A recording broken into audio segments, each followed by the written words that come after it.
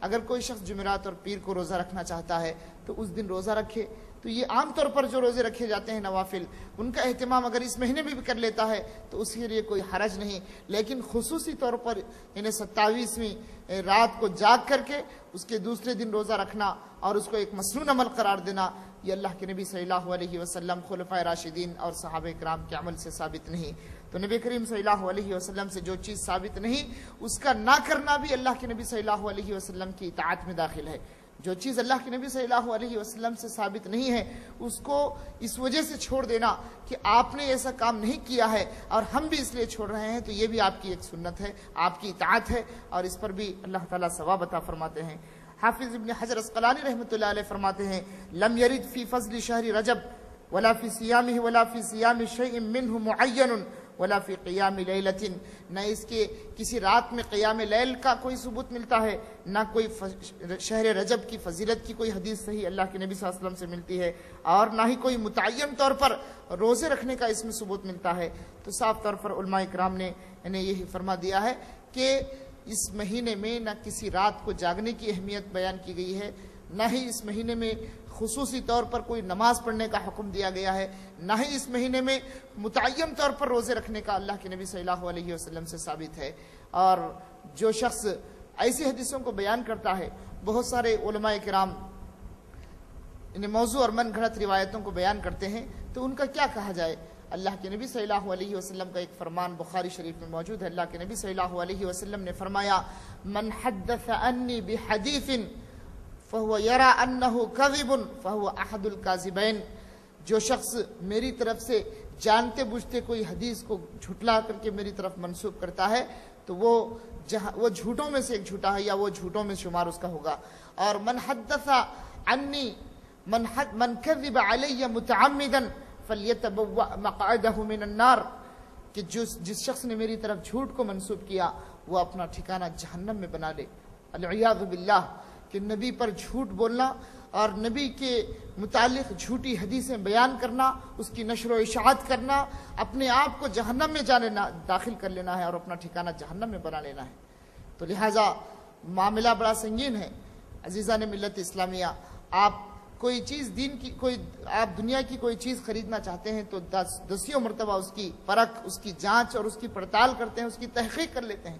لیکن کیوں ایسا آپ کے اندر، یعنی ہم لوگوں کے اندر ایسا کیوں جذبہ نہیں ہے کہ دین کی بات کو ہم تحقیق کر کے لیں اور دین اسلام کی بات کو سوچ سمجھ کر کے، اس کی جانچ کر کے اور اس کی صحت کو، اس کی اسناد کو یعنی پرکھ کر کے ہم کیوں نہیں لیتے. افسوس ہے آج ہم کو آخرت کی اتنی اہمیت نہیں رہی جتنی کہ دنیاوی آسائش و آرام، دنیا کی یعنی ساز و سامان اور دنیا کی رنگینیوں میں آج ہم اتنے فریفتہ ہو چکے ہیں کہ اس کی ہم کو اتنی فکر ہے. آخرت کے معاملے میں کام آنے والا، آخرت کی زندگی سے اس کا تعلق ہے، عقیدے سے اس کا تعلق ہے، عبادات سے اس کا تعلق ہے. تو لہٰذا دین اسلام کی ہر بات کو ہم سوچ اور پرکھ کر کے لینا چاہیے. اللہ نے قرآن میں فرمایا یا ایھا الذین آمنوا ان جاءکم فاسق بنبأ فتبینوا، کوئی فاسق تمہارے پاس کوئی خبر لے کر کے آئے تو اس کی تحقیق اور اس کی جانچ پڑتال کر لیا کرو. سورۃ الحجرات کی آیت نمبر 4-5 میں اللہ تعالیٰ نے فرمایا.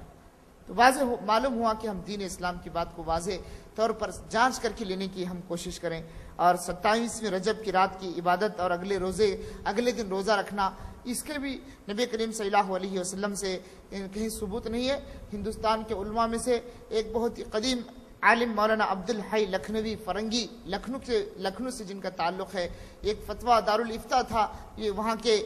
صدر رہ چکے ہیں، اور انہوں نے صاف طور پر فرما دیا الآثار المرفوعہ اپنی تصنیف میں ومشتہر فی بلاد الہند وغیرہ ان صوم صباح تلک اللیلۃ یعدل الف صوم فلا اصل لہ.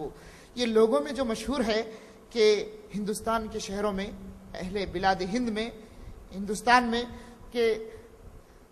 27ویں رات کو جاگ کر کے صبح کے دن روزہ رکھنا، اس کا یعنی 1000 روزوں کے برابر اس کا ثواب ملے گا. اس کی کوئی اصل احادیث صحیحہ میں نبی کریم صلی اللہ علیہ وسلم سے ثابت نہیں ہے. مولانا عبدالحی لکھنوی الآثار المرفوعہ میں لکھتے ہیں. لہٰذا ہم نے ان علماء کو بھی نہیں پڑھا، نہ ان کی تصنیفات اور ان کی تالیفات کو پڑھا جو ہندوستان سے متعلق ہیں. مولانا عبدالحی لکھنوی رحمۃ اللہ علیہ نے اپنی آثار المرفوعہ میں واضح طور پر فرما دیا ہے. اور اسی مہینے کی بدعات میں ایک بدعت جو ہندوستان میں نہیں بلکہ عام طور پر عرب ممالک میں رائج ہے کہ العمرۃ الرجبیہ یا رجبیہ کے نام سے ایک اصطلاح میں پائی جاتی ہے. اس میں خصوصی طور پر بہت سے لوگ عمرہ کرتے ہیں. اللہ کے نبی صلی اللہ علیہ وسلم سے یا یہ سوچ کر کے کرتے ہوں شاید کہ اللہ کے نبی صلی اللہ علیہ وسلم نے اس مہینے میں عمرہ کیا ہے. نہ اللہ کے نبی صلی اللہ علیہ وسلم نے اس مہینے میں عمرہ کیا، اور نہ آپ نے اس میں خصوصی طور پر، اگر کوئی شخص بالاتفاق یعنی اتفاقی طور پر اس مہینے میں عمرے کے لیے جانا چاہتا ہے تو جا سکتا ہے، لیکن خصوصیت کے ساتھ رجبیہ کی جو رسم ہے اس کے پیش نظر عمرے کو خاص طور پر اس کو قرار دینا اور اسی مہینے میں عمرے کرنے کو متعین کرنا، یہ اللہ کے نبی صلی اللہ علیہ وسلم اور خلفائے راشدین اور صحابہ کرام سے ثابت نہیں ہے. اللہ کے نبی صلی اللہ علیہ وسلم کے متعلق حضرت عبداللہ ابن عمر رضی اللہ تعالیٰ عنہ فرماتے ہیں، عروہ بن زبیر رضی اللہ تعالیٰ عنہ فرماتے ہیں کہ عروہ بن زبیر رضی اللہ تعالیٰ عنہ فرماتے ہیں کہ وہ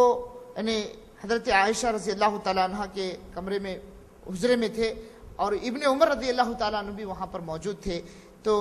وہاں پر یعنی حضرت عائشہ صدیقہ رضی اللہ تعالیٰ عنہ نے حضرت عبداللہ ابن عمر رضی اللہ تعالیٰ عنہ سے فرمایا، رحم اللہ ابن عمر،